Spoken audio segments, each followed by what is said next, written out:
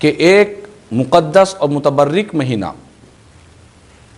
ایک عظمتوں والا، فضیلتوں والا، برکتوں والا مہینہ رمضان مبارک کا مہینہ اللہ تعالی ہم کو عطا کر رہا ہے۔ اسی لیے ہمارے محترم شفیع صاحب نے یہ چاہا کہ ہمارے پاس جو لوگ اس کام میں جڑے ہوئے ہیں، جو یہاں محنت کرتے ہیں، رزق حلال کے لیے کوشش کرتے ہیں، جو یہاں کام کرتے ہیں، ان کو اس مہینے کی عظمتوں کا پتہ چل جائے، تاکہ جب اس کی عظمت معلوم ہوگی تو ہم اس مہینے میں کیسے اپنے آپ کو رکھنا ہے، کیا ہم کو کرنا ہے، اس بارے میں ہم کو معلومات حاصل ہو جائیں گی۔ یاد رکھ لے، رمضان کا یہ جو مہینہ ہے دراصل یہ اللہ کی طرف سے ایک مہمان ہے، ایک گیسٹ ہے، ایک مہمان ہے جو ہمارے درمیان میں اللہ تعالی ہم کو بھیج رہا ہے۔ جس طرح ہم کسی کے گھر مہمان جاتے ہیں، اپنے کسی دوست کے پاس، رشتہ دار کے پاس، ہم اس کے پاس جاتے ہیں اور وہ آنے سے پہلے ہماری کوئی تیاری نہیں کرتا، ہمارا استقبال نہیں کرتا، ہم کو خوش نہیں کرتا، تو ہم کو تکلیف ہوتی کہ بھائی اس نے ہماری جیسی مہمان نوازی کرنا تھا، اس نے ہماری مہمان نوازی نہیں کی ہے، ہم کو تکلیف ہوتی ہے۔ کسی کے گھر آپ گئے، وہ آپ کو بلایا، بٹھایا، کھلایا، پلایا، آپ کے رہنے کا انتظام کیا، آپ کو خوش کرنے کے سارے کام کیا، تو آپ کو خوشی ہو جائے گی کہ یقیناً یہ میرا چاہنے والا ہے، مجھ سے محبت کرنے والا ہے، ہماری قدر کرنے والا ہے۔ ہم کسی کے گھر جاتے ہیں، کسی دوست کے پاس، کسی رشتہ دار کے پاس، ہم مہمان بن کر جاتے ہیں تو ہماری خواہش ہوتی ہے کہ لوگ ہماری عزت کرے، ہم کو خوش کرے، ہماری مہمان نوازی کرے، یہ ہماری کوشش ہوتی ہے۔ اسی طرح رمضان کا یہ جو مہینہ ہے یہ بھی ایک مہمان ہے جو اللہ کی طرف سے ہمارے درمیان میں آ رہا ہے۔ تو اس آنے والے مہمان کا ہم کیسے استقبال کرنا چاہیے، اس آنے والے مہمان کے لیے ہمیں کیا تیاری کرنا ہے، تاکہ وہ مہمان جب آئے تو ہم کو دیکھ کر خوش ہو جائے۔ وہ مہمان آئے تو اللہ کی بارگاہ میں عرض کرے کہ اے اللہ، تیرے بندوں کے درمیان میں گیا تھا، تیرے بندوں نے میرا استقبال کیا، میرے آنے کی قدر کی ہے، میرا احترام کیا، میری عزت کی، میری تعظیم کی۔ رمضان اللہ کی بارگاہ میں قیامت کے دن ہماری شفاعت کرنے والا بن جائے گا۔ تو اسی لیے آج ہم اس آمد رمضان کی خوشی میں یہاں پر جمع ہوئے ہیں۔ اللہ کا مہمان ہمارے گھر آ رہا ہے، اللہ کا مہمان ہمارے درمیان میں آ رہا ہے، اللہ کی طرف سے آ رہا ہے، تو اس مہمان کا ہمیں کیسے استقبال نہیں کرنا چاہیے، اس کو کیسے خوش نہیں کرنا چاہیے۔ عزیز معزز حاضر محترم سامعین کرام، رمضان کا یہ مہینہ ہمارے درمیان آ کیوں رہا ہے، آنے کا مقصد کیا ہے، اللہ تعالیٰ رمضان کو ہمارے درمیان کیوں بھیج رہا ہے؟ تو اس کی اہم وجہ یہ ہے کہ رمضان اللہ کی بارگاہ میں ہماری بخشش اور مغفرت دلوانے کے لیے ہمارے درمیان آ رہا ہے، ہمارے گناہوں کی معافی کے لیے ہمارے درمیان میں آ رہا ہے۔ رمضان یہ وہ مہینہ ہے، حدیث پاک میں نبی پاک علیہ السلام نے ارشاد فرمایا کہ اگر میری امت کو معلوم ہو جائے کہ رمضان کیا ہے، میری امت کو معلوم ہو جائے کہ یہ جو رمضان کا مہینہ ہے یہ کتنی عظمتوں والا مہینہ ہے، کتنی برکتوں والا مہینہ ہے، کتنا اللہ کے پاس اس کا مقام و مرتبہ ہے، اگر میری امت کو معلوم ہو جائے گا تو میری امت یہ تمنا کرے گی کہ کاش اللہ تعالیٰ سارا سال رمضان ہی کا ہوتا، ہر مہینہ رمضان کا ہوتا، ہر دن رمضان کا ہوتا، ہر رات رمضان کی ہوتی، ہر لمحہ رمضان کا ہوتا۔ میری امت تمنا کرتی کہ کاش سارا مہینہ رمضان ہی کا ہوتا، سارا سال رمضان ہی کا ہوتا۔ اسی لیے حدیث پاک میں نبی پاک علیہ السلام نے فرمایا کہ جو بندہ رمضان کے آنے پر خوش ہوتا ہے، رمضان کا مہینہ آ رہا ہے، وہ خوش ہو جاتا ہے، اللہ تعالیٰ اس کی بخشش اور مغفرت فرما دیا کرتا ہے، اللہ اس کے گناہوں کو معاف کر دیا کرتا ہے۔ اور رمضان کا مہینہ ایک خصوصی بہت ہی بڑے آفر کا مہینہ ہے، یہ اسپیشل آفر کا مہینہ ہے۔ آپ دیکھتے ہیں کہ اکثر لوگ رمضان کے مہینے میں دکانوں کے باہر لکھ کر لگاتے ہیں کہ اسپیشل آفر، خصوصی آفر رمضان کا، تو لوگ کہتے ہیں کہ کوئی آفر ہے تو فوراً اس آفر کو پانے کے لیے کوشش کرتے ہیں کہ زیادہ سے زیادہ اس آفر سے فائدہ اٹھائے۔ مثلاً آپ کپڑے خریدتے ہیں، آفر میں لکھا ہوتا ہے buy one get one free, ایک کپڑوں کا جوڑا لو، ایک کپڑے کا جوڑا آپ کو فری میں مل جائے گا، تو آپ کو خوشی ہو جائے گی کہ بھائی ایک کپڑوں کے جوڑے کے بدلے ایک ہی کپڑوں کی قیمت میں 2 کپڑے آ رہے ہیں۔ آپ کہیں پر بھی جائیں تو لوگ آفر رکھتے ہیں تاکہ لوگ اس سے زیادہ فائدہ اٹھائے، آفر رکھنے کا مقصد یہی ہوتا ہے۔ لیکن قربان جائے، یہ جو رمضان کا مہینہ ہے، اللہ تعالیٰ نے ہم بندوں کے لیے ایک آفر رکھا ہے۔ آپ پوچھیں وہ کون سا آفر ہے؟ اس کا آفر یہ ہے کہ حدیث پاک میں نبی پاک علیہ السلام نے فرمایا کہ جو کوئی رمضان میں ایک نفل عبادت کرتا ہے تو اللہ تعالیٰ فرض عبادت کا ثواب عطا فرماتا ہے۔ نفل عبادت کون سی ہے؟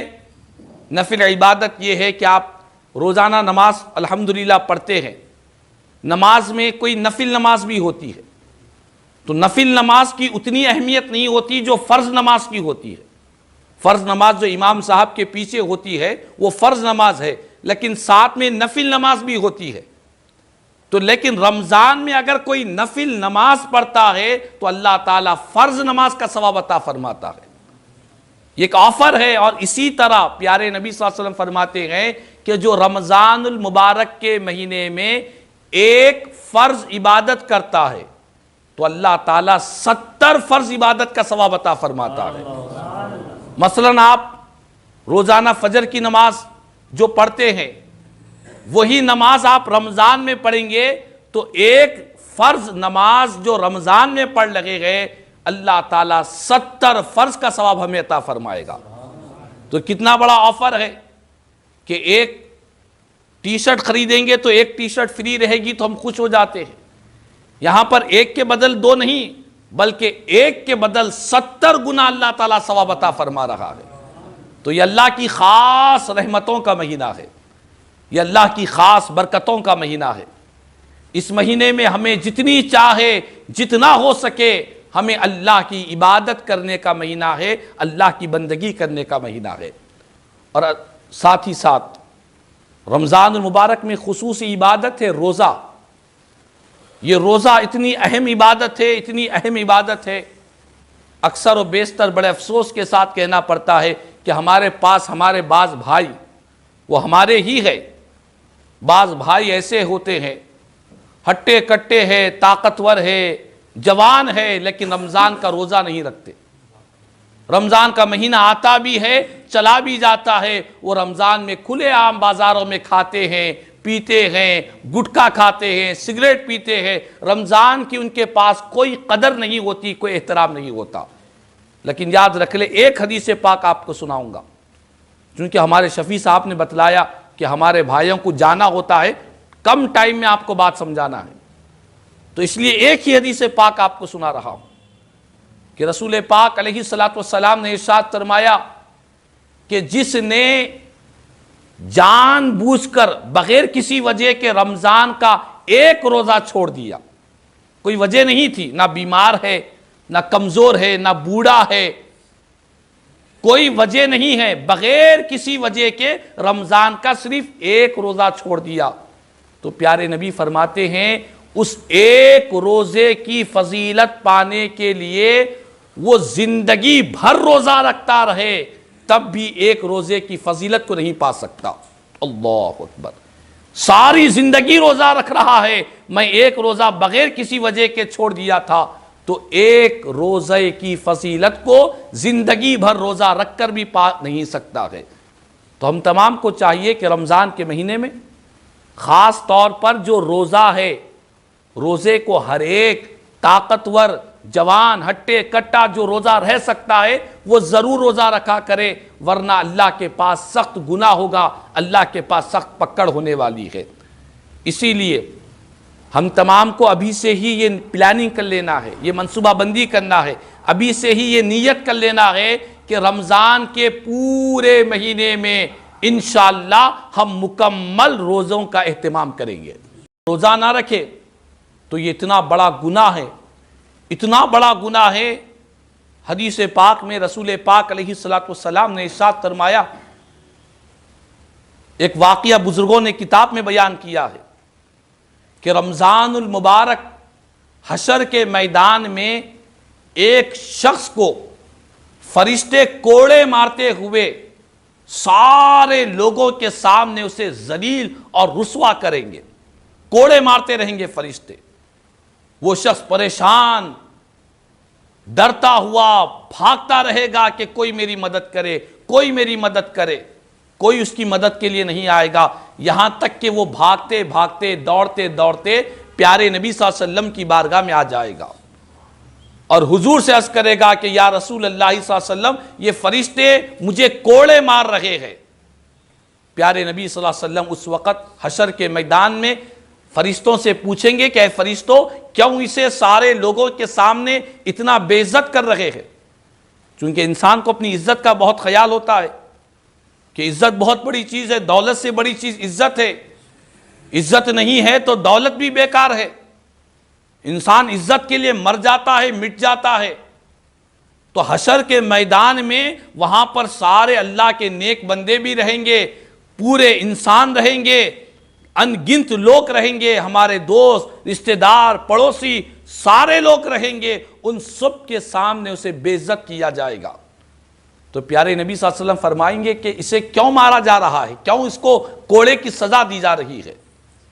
تو فرشتے عرض کریں گے کہ یا رسول اللہ صلی اللہ علیہ وسلم آپ اس شخص کی اللہ کی بارگاہ میں شفاعت نہ کیجئے، آپ اس کی سفارش اللہ کی بارگاہ میں نہ کیجئے، کیونکہ یہ وہ بدبخت ہے کہ اللہ نے اسے رمضان کا مہینہ دیا تھا لیکن اس نے رمضان کی قدر نہیں کی، رمضان کا احترام نہیں کیا، رمضان کا مہینہ ملا نمازیں نہیں پڑھا، رمضان کا مہینہ ملا روزے نہیں رکھا، رمضان کا مہینہ ملا اپنے گناہوں سے توبہ نہیں کیا، رمضان کے مہینے میں بھی یہ گناہوں میں پڑا ہوا تھا، نافرمانی میں پڑا ہوا تھا، رمضان کا مہینہ آیا اپنی رحمتیں برکتیں مغفرتیں سب کچھ لٹا کر چلا گیا، لیکن یہ بدبخت رمضان کی اس نے قدر نہیں کی ہے۔ یا رسول اللہ اس کی بدبختی کی وجہ سے، اس کی ناقدری کی وجہ سے رمضان بھی اس کا دشمن ہو چکا ہے۔ اللہ اکبر، رمضان اس کا دشمن ہو چکا ہے۔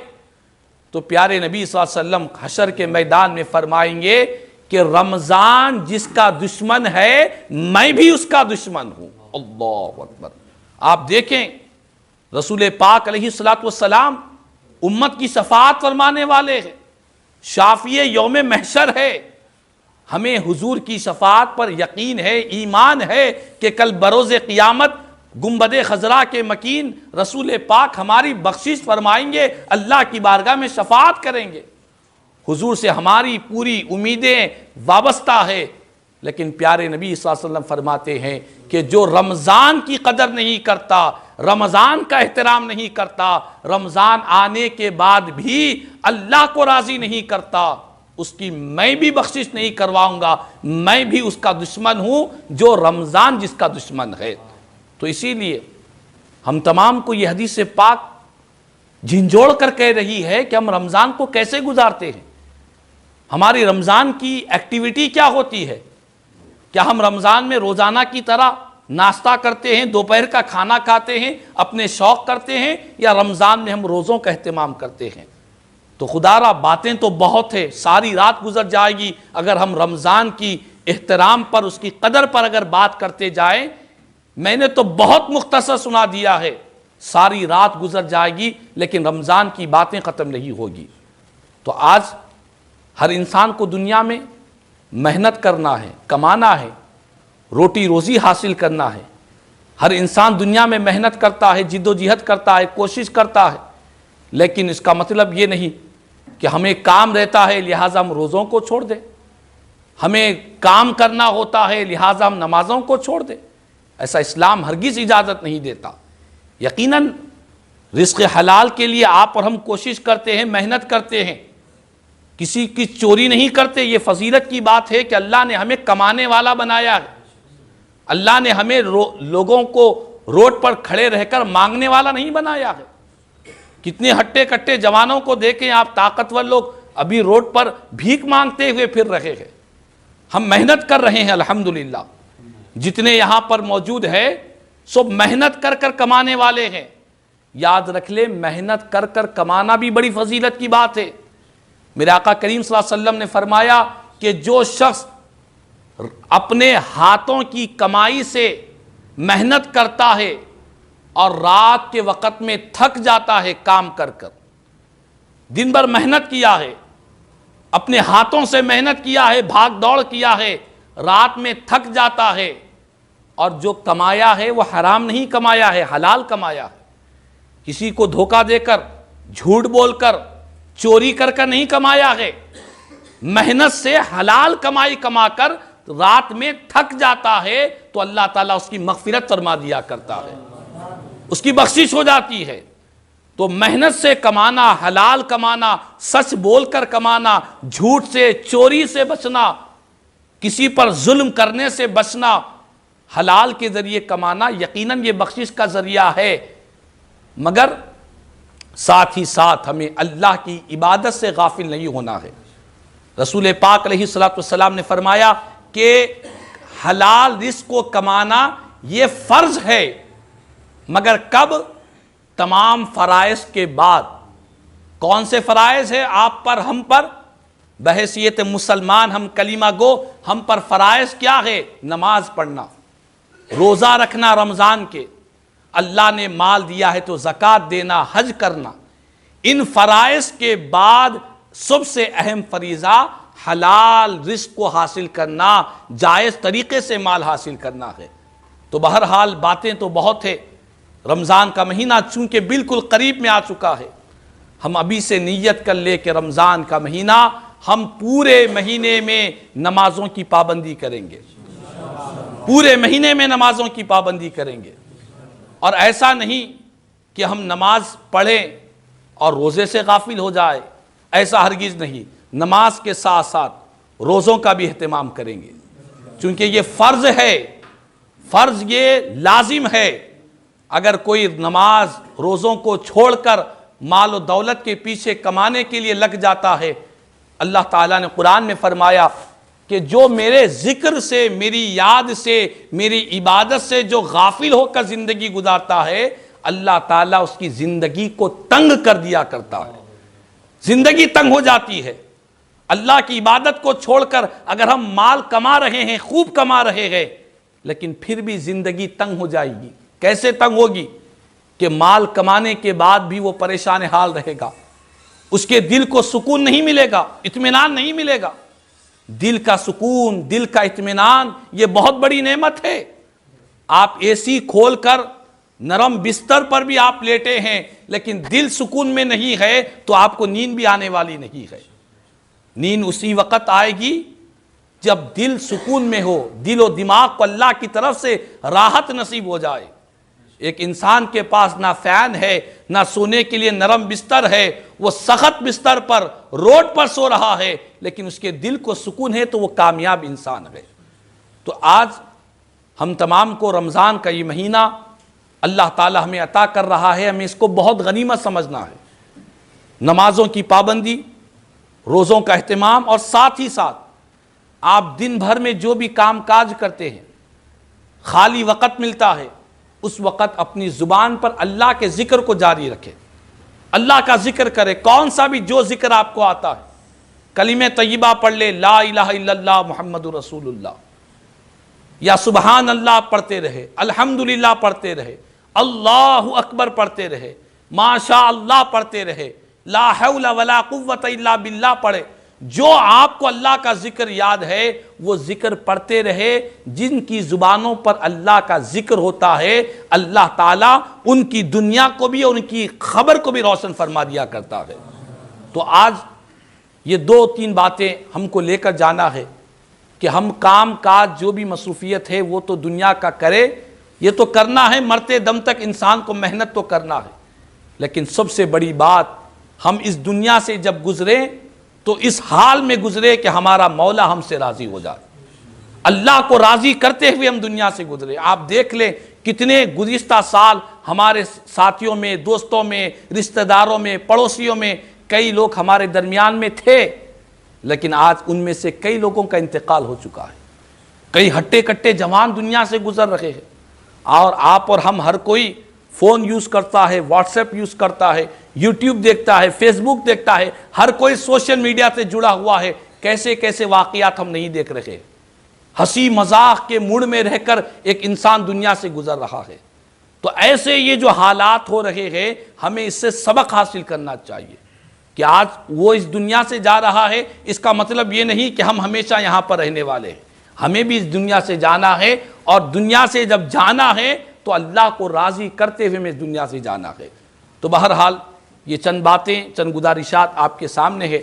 امید ہے کہ جتنے بھی ہمارے بھائی یہاں پر روٹی روزی کے لیے جمع ہوئے ہیں، خدا را نمازوں کی پابندی کرے، روزوں کا اہتمام کرے، بلا وجہ روزے ہرگز نہ چھوڑے. ہاں کوئی بیمار ہے، مجبور ہے، روزہ نہیں رہ سکتا تو اس کے لیے اجازت ہے. ہٹے کٹے لوگ، طاقتور لوگ بغیر کسی وجہ کے روزہ چھوڑ لگے ہیں تو یہ بہت بڑے افسوس اور شرم کی بات ہے. تو یہ محفل سجانے کا مقصد یہی ہے کہ رمضان کا مہینہ آ رہا ہے، ہم ابھی سے ہی پلاننگ کر لیں، منصوبہ بندی کر لیں کہ ہم روزانہ نمازوں کی بھی پابندی کریں گے، روزوں کا بھی اہتمام کریں گے. وقت ملا، جتنا ٹائم ملا اللہ کا ذکر کریں گے. اللہ تعالیٰ سے دعا ہے کہ اللہ تعالیٰ ہمارے محترم شفیع صاحب جو اس اجتماع کو یہاں پر قائم کیے، اللہ پاک ان کی زندگی میں خیر و برکتیں نازل فرما.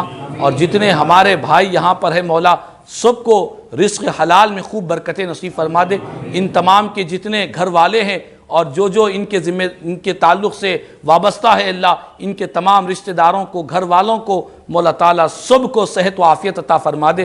رمضان کی بہاریں، برکتیں، رحمتیں، عنایتیں، مغفرتیں ہم سب کو حاصل کرنے کی توفیق عطا فرما. اور ہمارے محترم شفیع صاحب کے والدین کو اللہ پاک صحت و عافیت عطا فرما. ان کے تمام گھر والوں کو، گھر کے تمام افراد کو اللہ پاک رمضان کی ساری بہاریں نصیب فرما دے. اور اس ہوٹل کو اور جتنی ہوٹلیں یہاں پر ہمارے بھائی کی ہے سب کو مولا تعالیٰ دن دوگنی رات چوگنی ترقیاں نصیب فرما دے. رمضان کی برکتیں، عنایتیں، مغفرتیں ہم سب کو حاصل کرنے کی توفیق عطا فرما.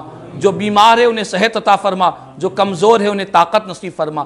مولا تعالیٰ سب کی روٹی روزی میں برکتیں نصیب فرما دے.